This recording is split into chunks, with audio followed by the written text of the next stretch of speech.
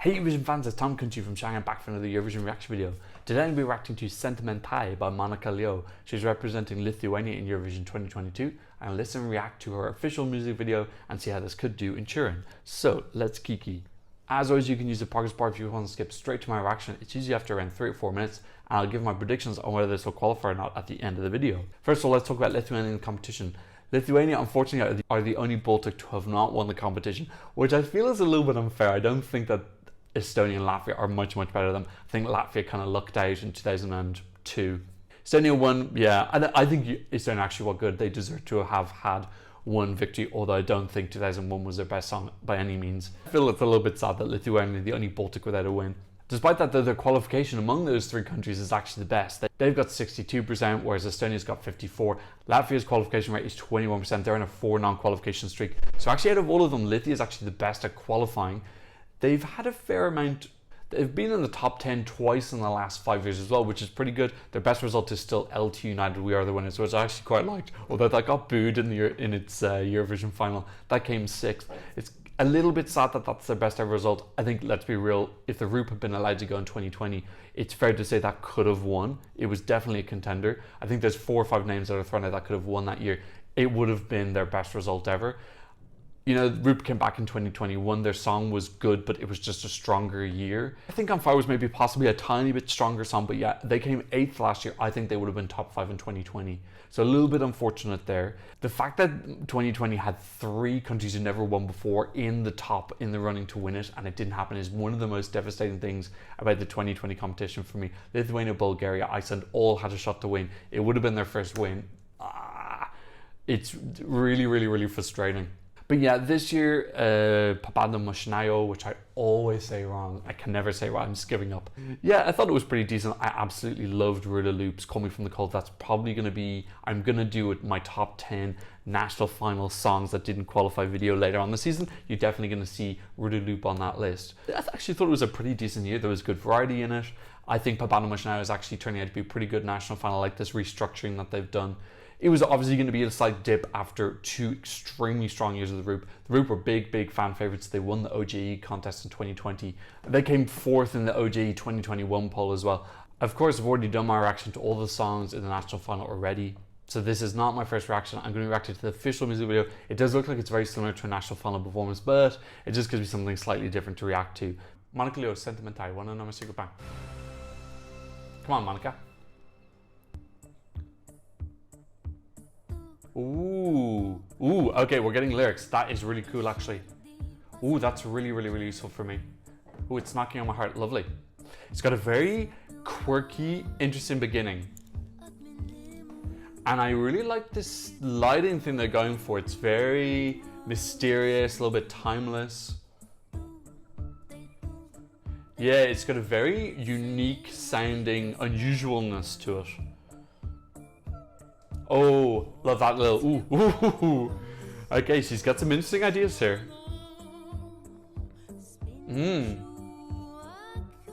Yeah, I think they really need to play up this like very hypnotic, like mystique vibe they got going on. It's got a kind of like, ooh, that doodle-doodle-doo, is that new? I don't remember that from the first time. Yeah, I think this is just going to really stand out because it's very unusual. It does have like slight witch doctor, fortune teller casting a spell vibes.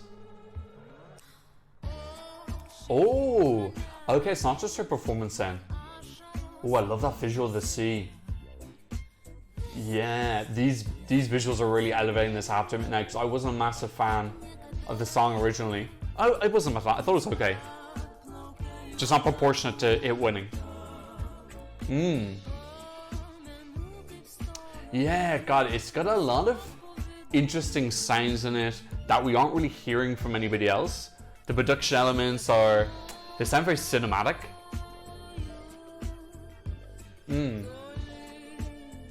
Like, I'm not saying I'm massively in love with it, but I'm definitely seeing the appeal of it a lot more than I did the first time. She's a very good performer as well. She's getting lost in the moment. She seems very competent and professional. These images with the light slit where she's being kind of quirky, I really like those.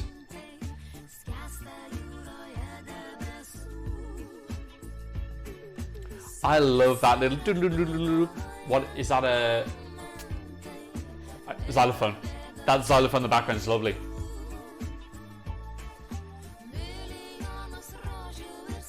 Love that it's in Lithuania as well. It's the first song Lithuanians, completely Lithuanian, since 1994, which was their debut, I think.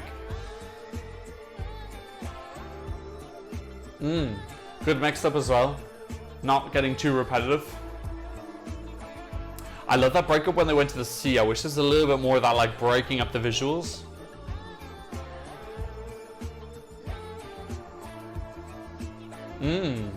That electric guitar is nice as well. Oh, it's over. Okay, I didn't get that. That was the ending. Yeah, gosh, I'm actually quite surprised now because I enjoyed that a lot more than I did in the national final. Like it kind of, obviously when I listen to songs on their own, it's a little bit easier for me because I'm listening to songs, like 8 songs in a row. You get more and more tired as you go on. So I suppose it had its moment to shine there and I was able to pay more attention to it. Yeah, I really like some of the ideas that had that light with the slit, the kind of like playfulness, really playing up to the quirky, unusual, unique element, which I think they really have to do because this is in the first half of its semi. It is in semi-final 1 though, but I think that's very clever. I really liked when they cut to the sea. That gave it like this kind of gigantic, epic, existential feel. Yeah, it's got, let's say that the styling is quite unusual. She's got this kind of like bowl cut, a little bit Shirley Bassey-esque dress, serving a kind of like very timeless, could be anywhere from like 20s to 50s lounge style cabaret Paris wartime feel vibes. There's a lot of already very interesting ideas in here. They haven't just gone for like a boring ballad where she's just standing doing nothing, and she's really working for it. You know, she's acting throughout the whole song. She's giving us lots of stuff to work with, lots of movements, kind of like shoulder choreography. She's entertaining us for the whole product. Yeah, this is stronger than I first anticipated. Look, I don't think, I'm very much looking at this from a qualification perspective. I'm not saying, oh, this is really strong, this can be top 10 or anything like that. You know, I suppose it's not impossible that it could be. But my first step always with these countries that are not really obvious qualifiers is, can this qualify? What is its route to qualification? And then we worry about the other stuff later in later videos. I really like that it's in Lithuanian. They had 1994 was their debut. I don't know why they didn't come back for 95 until 98. If you know the reason for that, please let me know. My first competition I remember very vividly is 1996 because I literally got that on VHS cassette and I watched it around 30 times, and I know that Estonia were in that because it was the song about the beads, and Latvia and Lithuania weren't in it. So yeah, not sure what happened there. And then 99 they had a song that was in Samogishin, which is a dialect of Lithuanian. Okay, since then we haven't had a full Lithuanian, so this is the first time. I really like that. I like that it's in Lithuania. It gives it a little more mystical feel. Like I said, she's got a kind of like a witch doctor, mystic druid vibe going on with her, the way that she's kind of like being like casting a spell. So the Lithuanian really plays into that kind of mystery of, you don't really know what the song means. The lyrics did come up, and obviously I was kind of had to react, so I couldn't read them all. I did kind of like that they put that there. That was very like, just being aware of their international audience, just kind of throwing us a frickin' bone. I'm wondering if they're going to try and do that in some capacity on the actual Eurovision stage, like Italy did in 2018, 17, 18. I really liked the way they did that. I thought that they made it look like a lyric video without making it look too cheesy.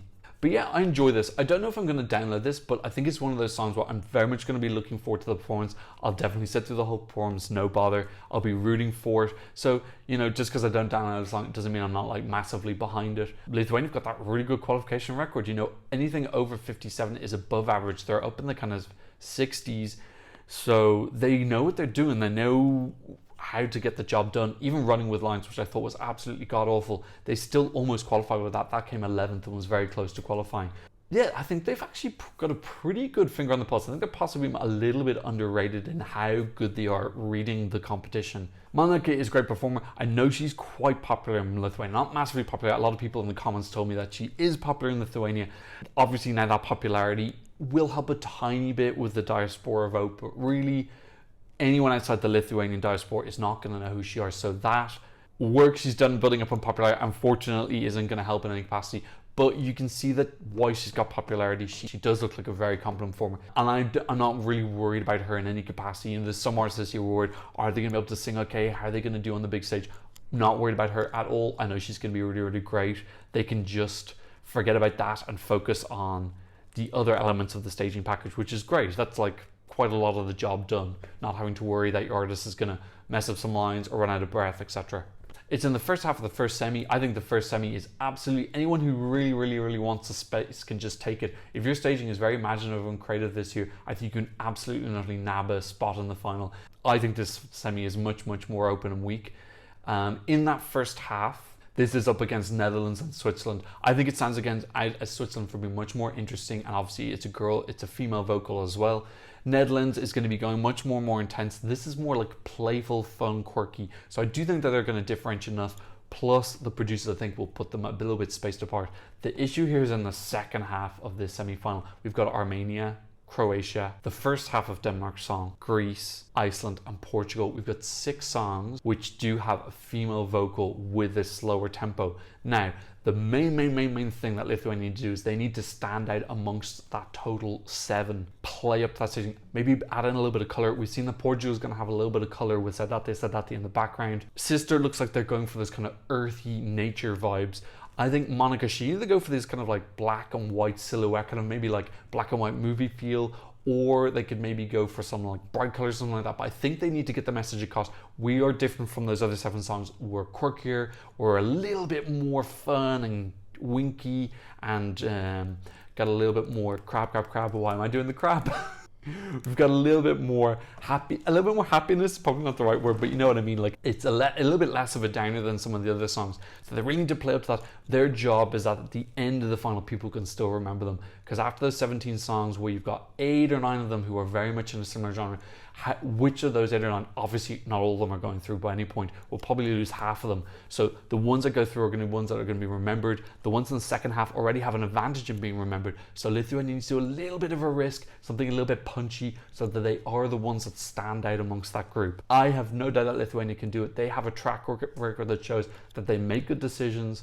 I don't know how they came top 10 in 2016, but they did. They pulled it off. They can pull off a qualification for this, definitely, if they continue making good decisions. Very much rooting for them. I want them to get that win, and then we complete the Eurovision victory Triforce in the Baltics. Oh, let's have a look and see where this is in the odds. 34th, I wouldn't read too much into that. I don't think the point of this is to win. I think it is just to 20th in the Eurovision app as well. I have actually seen some people who are really in love with this. Because it is its own kind of little tiny niche, it does stand out, and that's what they need to play up to. So that's what I think about Monica Liu, Sentimentai. Please leave a comment in the comment section down below. And thank you so much for watching. I'll see you in another Eurovision reaction video very soon. Goodbye.